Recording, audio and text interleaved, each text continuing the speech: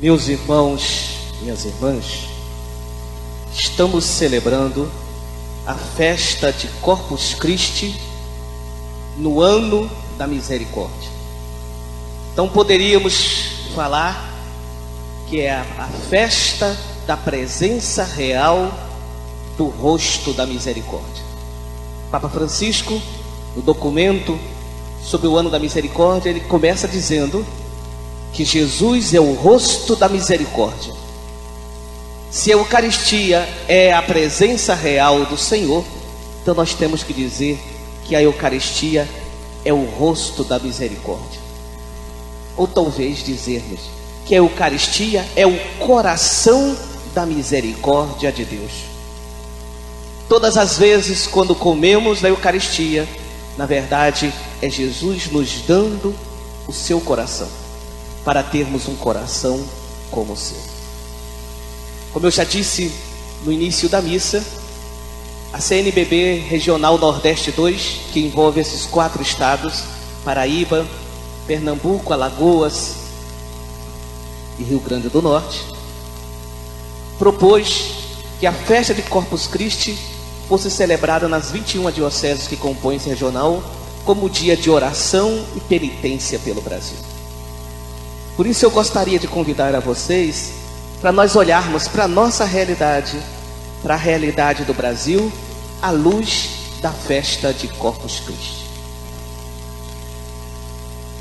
Quem foi jovem nos anos 90, eu já não era mais tão jovem assim, mas lembro, e vocês devem lembrar, de uma música de Titãs, Comida. E a gente deve se perguntar: do que temos fome? Do que o Brasil tem fome? A música de Titãs dizia: bebida é água, comida é pasto. Você tem sede de quê? Você tem fome de quê? A gente não quer só comida, a gente quer comida, diversão e arte. A gente não quer só comida, a gente quer saída para qualquer parte. A gente não quer só comida, a gente quer bebida, diversão, balé. A gente não quer só comida, a gente quer a vida como a vida quer. A gente não quer só comer, a gente quer comer e quer fazer amor. A gente não quer só comer, a gente quer prazer para aliviar a dor. A gente não quer só dinheiro, a gente quer dinheiro e felicidade. A gente não quer só dinheiro, a gente quer inteiro e não pela metade. A gente não quer só comida, a gente quer comida, diversão e arte. A gente não quer só comer, a gente quer comer e fazer amor. A gente não quer só comer, a gente quer prazer para aliviar a dor. A gente não quer só dinheiro, a gente quer dinheiro e felicidade. Só dinheiro, a gente não quer só dinheiro, a gente quer inteiro e não pela metade. Diversão e arte para qualquer parte.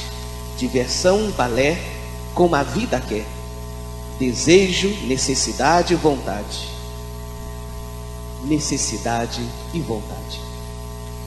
Por trás dos 3 autores da música, e um dos autores é conhecido da Igreja Católica, é o Silvio Brito. No fundo o que essa música está falando é de fome. Do que nós temos fome? Não é à toa que Deus, que conhece o nosso coração, o gesto sacramental que Ele deixou para manifestar a sua presença é justamente numa comida. Porque Ele sabe que nós temos fome e sede. Eu fazia uma pergunta: a gente tem fome de quê? Do que o Brasil tem fome? Nós temos que admitir que nós temos fome de Deus. Todos esses desejos manifestados, a arte, o prazer, o amor, a felicidade, na verdade, são desejos de uma incompletude que a gente só vai encontrar em Deus. É a busca por Deus. Mas a busca por Deus, ela vai passar, minha gente, por questões concretas no dia a dia. Nosso Deus é encarnado. Então a busca por Deus no Brasil vai passar pela construção de uma sociedade justa e fraterna. Não pensem que nós estamos sendo cristãos quando a gente diz: olha, eu não gosto de me meter com essas coisas da sociedade, eu quero só rezar. Aparentemente isso é muito piedoso, mas é herético, é uma heresia.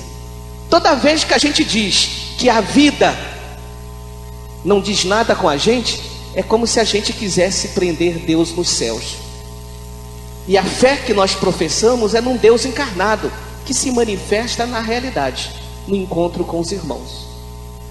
O céu que nós sonhamos, que vamos viver em plenitude depois da morte, ele começa a ser construído nas relações que nós vamos construindo aqui. Então o reino de Deus que nós aspiramos, que temos fome e desejo, ele começa no aqui e agora, na construção de uma sociedade justa e fraterna. E com certeza o momento do Brasil questiona a vivência de nós cristãos. Imagine, meu irmão, se nós contarmos a quantidade de católicos que nós temos no Brasil com os nossos irmãos de outras igrejas cristãs, se de fato nós vivêssemos a ética cristã, os valores cristãos, o Brasil seria bem diferente. Parece que há alguma coisa esquisita com a nossa fé. A gente usa a fé apenas para alguns aspectos, para outros aspectos não vale. E nós temos visto ultimamente no nosso país que em setores da política vale tudo, menos Deus. Então a festa de Corpus Christi questiona a todos nós. Primeira leitura de hoje, nós vemos um personagem esquisito chamado Melquisedeque, rei de Salém. Ao mesmo tempo que ele é rei, é sacerdote, ninguém sabe de onde esse homem vem e nem para onde esse homem vai. Ele aparece nessa cena e desaparece. E de certa forma, ele é estranho para o povo de Israel, porque para o povo de Israel, o sacerdote, ele era sacerdote porque ele fazia parte de uma tribo sacerdotal. Tinham 12 tribos, uma tribo era a tribo dos levitas, e dali saía um sacerdote. De repente aparece esse sacerdote que não faz parte dessa tribo, ninguém sabe de onde ele vem, nem para onde ele vai. Depois ele desaparece, e todos nós cristãos dizemos que ele é uma imagem de Jesus, porque Jesus não é sacerdote porque fazia parte de uma tribo. Jesus é sacerdote porque é o Filho de Deus. E é bonito que esse rei sacerdote, ele traz pão e vinho, e ele se apresenta como um sacerdote do Altíssimo. E ele é reconhecido por Abraão, o pai da fé, a tal ponto que Abraão é capaz de lhe entregar o dízimo. Nós vemos ali uma imagem antecipada do que é Jesus, o rei sacerdote, e a ele nós não damos apenas o dízimo, a 10ª parte, nós damos a ele tudo. Olhando para esse texto, a gente vê a oferta de Deus. Deus se oferta, e a oferta de Abraão, a oferta do fiel. Por isso a gente precisa perguntar: o que o nosso país está oferecendo a Deus? Num país que se diz cristão, numa sociedade que se diz cristã, numa região como a nossa do Seridó, onde mais de 90%, segundo o IBGE, das pessoas se dizem católicas, o que é que nós estamos oferecendo a Deus? Vir à festa de Santana é bom, mas é muito pouco. Participar das missas é bom, mas é muito pouco. Deus pede mais. Pede o nosso empenho numa construção da fraternidade, para que de fato aquilo que a gente professa com a boca seja capaz de ser testemunhado com o coração. O grande escândalo de uma sociedade cristã corrupta é que a gente fala: eu amo tanto a Deus, mas a nossa mão parece que não vai junto com o coração. Na hora que mexe com o bolso, nossa mão serve a outros deuses.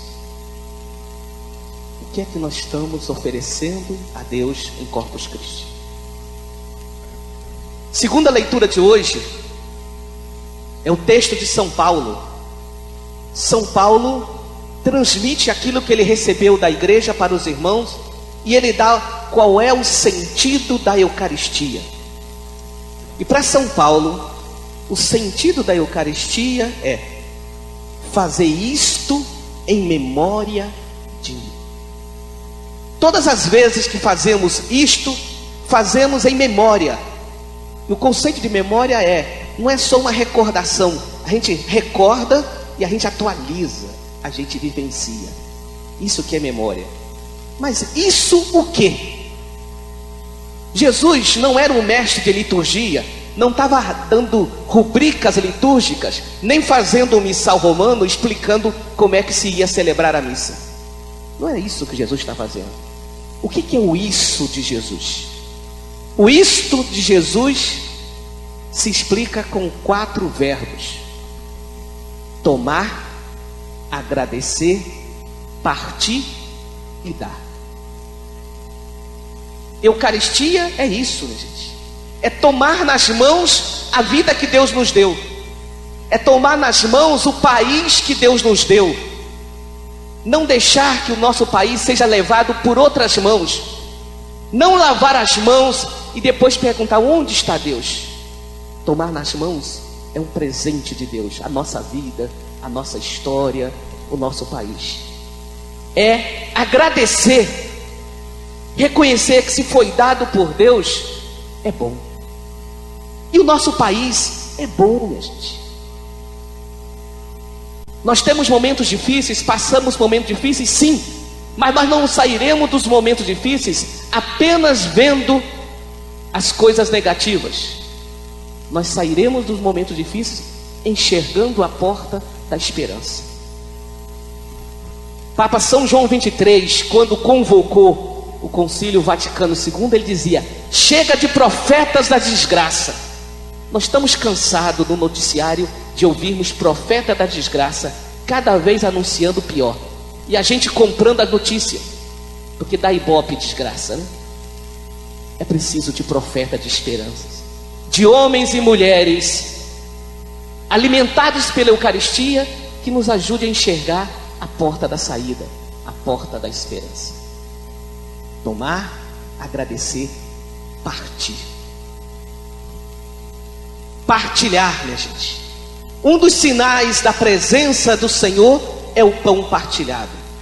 Um dos sinais da sociedade, de uma sociedade verdadeiramente cristã, é quando ela consegue partir o bolo. E nós estamos vendo que no fundo toda a crise do Brasil é a briga pelo bolo. Aqueles que estavam acostumados a comer muitos estavam achando que estavam perdendo. Vejam as últimas medidas. Agora, no momento de crise, as medidas que estão sendo dadas são quase todas as medidas prejudicando os mais pobres. Viu alguma medida que prejudicasse os banqueiros? Viu alguma medida que prejudicasse as grandes empresas, os meios de comunicação? Viram diminuição dos altos salários? Não. Vamos cortar incentivo da saúde e da educação. Quem é que precisa da saúde pública? São os pobres. Cortar incentivo do SUS, cortar incentivo da educação, não é partir, não é Eucaristia. Tomar, agradecer, partir e dar. A Eucaristia é dar a vida, minha gente. Esse momento de transição vai exigir de todos nós uma doação, um empenho, uma construção de uma mentalidade diferente, que começa nos nossos lares, da ética. A crise ética que nós estamos vivendo, a crise dos valores, minha gente, que desembocou lá na ponta da pirâmide, ela foi surgindo já nas nossas famílias. Quais são os valores que nós alimentamos na nossa família? Como nós educamos os nossos filhos? Para que nós formamos os nossos filhos? Na própria igreja, quais são os valores que nós vivemos? Para que nós somos ordenados? Para um status ou para o serviço? O evangelho de ontem dizia: entre vós não deve ser assim. Tudo isso é Eucaristia. Tudo isso é fazer memória do Senhor. Receber a Eucaristia, comer a Eucaristia, nesse aspecto é um risco. Porque é dizer, eu visto essa camisa, eu quero assumir esse jeito de Jesus. No Evangelho, os mesmos verbos aparecem na multiplicação dos pães. Estão lá. Aquela multiplicação dos pães, minha gente, é a própria Eucaristia. Talvez para dizer para a gente, para vocês não pensarem que a Eucaristia fica apenas no altar da igreja, a Eucaristia se celebra no altar do mundo. Jesus celebrou a Eucaristia com os 12, Jesus celebrou a Eucaristia partilhando o pão com os necessitados. E diz a cada um de nós que recebemos do seu corpo e do seu sangue, dai-lhes vós mesmos de comer. Por isso nós deveríamos nos perguntar, o que estamos dando de comer no Brasil? A quem estamos dando de comer? Como damos de comer? Em outras palavras, gente, qual é o papel nosso como cristãos, como católicos nesse momento de crise? Não é fazer uma bancada católica até para envergonhar o Evangelho. Votar em nome de Deus e votar pela corrupção é melhor não votar, porque a gente profana o Evangelho. Vir à procissão, sair na festa de Santana, colar ao lado do bispo, se for expressão de fé, ótimo.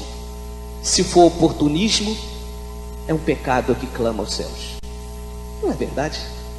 A nossa fé precisa se traduzir em realidade. E diz Jesus, ela se torna realidade quando nós somos capazes de dar o que comer. Com certeza, alguns irmãos só têm o que dar de comer corrupção. A segunda parte da novela que assistimos nessa semana é cada um querendo se proteger, porque diz, olha, se a Lava Jato já pegou fulano, vai pegar fulano, vai pegar fulano, quem vai fechar a luz do Congresso Nacional? No fundo, as entrevistas que nós ouvimos apontam para isso. Exige de nós uma mudança de postura, minha gente. E como vai ser essa mudança de postura, minha gente? Vai passar por aqueles que têm vocação cristã, que de fato assumam o seu papel como cristãos na política e sejam capazes de transformar. Mas vai passar por todos nós, minha gente, porque é fácil a gente apontar o político corrupto. Difícil é apontar o eleitor corrupto que se vendeu, que só vota no candidato que dá alguma coisa. Quando eu só voto num candidato que dou alguma coisa, eu corrompo o candidato. Se o candidato disser para mim, eu não vou dar nada para você, eu não te prometo nada, porque a minha função não me promete. Eu sou candidato, por exemplo, a vereador, e eu não posso prometer alguma coisa que não está na minha competência. Você não vota. A gente muitas vezes prefere votar naquele que está mentindo, naquele, por exemplo, que te dá um lugar à frente na fila do SUS, tirando o lugar de outro. E depois a gente fica escandalizado com a corrupção e a gente vem rezar pelo Brasil. Rezar é também se comprometer a fazer diferente. Rezar, minha gente, é querer estender esse altar da Eucaristia no altar do mundo, para que aquilo que a gente vive aqui, a gente seja capaz de viver no mundo, para que o mundo seja cristificado. Concluindo, Jesus se fez comida para quê? Não para ser materializado, instrumentalizado pela gente, né? A gente às vezes quer tocar no Senhor. O problema não é tocar no Senhor, é perguntar se o Senhor, se a gente deixa que Ele toque o nosso coração. Tocar no Santíssimo é fácil. Difícil é deixar que o Santíssimo toque o nosso coração para que mude a nossa vida, para que a gente fique cristificado, para que a gente fique com um coração semelhante ao seu, mais misericordioso. Então ele não se fez Eucaristia para ser materializado ou manipulado, nem fez Eucaristia para ser espiritualizado. A gente ficar olhando para a hóstia, encantado às vezes com o brilho dourado do ostensório, como se estivesse no céu. A nossa fé cristã ela não é nem materialização, nem espiritualização. Ela é encarnação. É no concreto do dia a dia a gente viver a vida segundo o Espírito. Um grande mestre da igreja, São João Crisóstomo, um grande orador, por isso tinha o nome de Boca de Ouro, que foi arcebispo de Constantinopla, doutor da igreja, no século IV, no século V. Assim ele escreveu essa ligação que tem entre a liturgia e a vida. Pregando sobre Mateus 25, eu tive fome e me deste de comer. Assim disse São João Crisóstomo. Aquele que disse, isto é o meu corpo, confirmando o fato com a sua palavra, também afirmou, viste-me com fome e não me deste de comer. E ainda, quantas vezes o recusaste a um desses meus irmãos mais pequeninos, a mim o recusaste. No templo, na Catedral de Santana, o corpo de Cristo não precisa de mantos, mas de vidas puras. Diria São João Crisóstomo no contexto do Brasil, de vidas éticas. Mas na pessoa do pobre, ele precisa de nosso cuidado. Esse Jesus que adoramos está presente no pobre e precisa do nosso cuidado. De que serviria, afinal, adornar a mesa de Cristo com vasos de ouro, se ele morre de fome na pessoa do pobre? Primeiro, dar de comer a quem tem fome, e depois ornamente a sua mesa com o que sobra. Queres oferecer um cálice de ouro e não és capaz de lhe dar um copo d'água? De que serviria cobrir o seu altar com toalhas bordadas a ouro, se lhe recusas a roupa de quem precisa para se vestir? São João Crisóstomo, já no século IV.